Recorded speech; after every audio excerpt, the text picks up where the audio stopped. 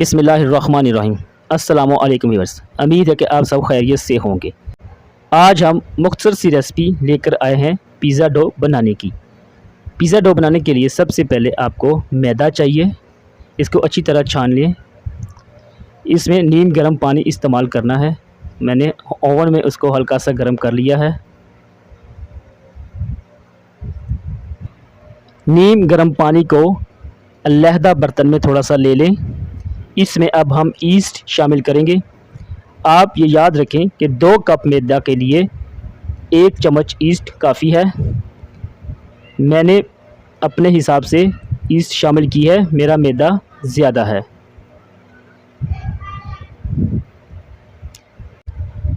पानी में ईस्ट शामिल करने के बाद इसको अच्छी तरह मिक्स कर लें और 5 से 10 मिनट के लिए इसको छोड़ दें। अब इसमें थोड़ा सा नमक और थोड़ी सी चीनी शामिल करनी है। इसको अच्छी तरह मिक्स करना है। अब इस तमाम मिक्सर को मैदा में शामिल कर दें और इसको आटे की तरह अच्छी तरह गूंद लें। इसको अब अच्छी तरह गूंदना है, इसके सारे लम्स जो हैं वो निकल जाएं। इसको थोड़ा नरम रखना है, इससे रिज़ल्ट अच्छा मिलता है। इसमें पानी आहिस्ता आहिस्ता थोड़ा थोड़ा करके शामिल करें, एकदम से ज़्यादा पानी इस्तेमाल नहीं करना।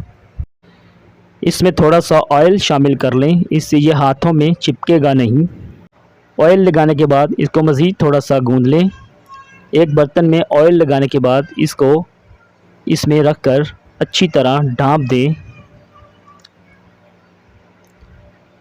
इसको आप देख सकते हैं कि इस तरह रैप करके ऊपर ढक्कन वगैरह देकर अच्छी तरह इसको किसी गर्म जगह पर रख दें।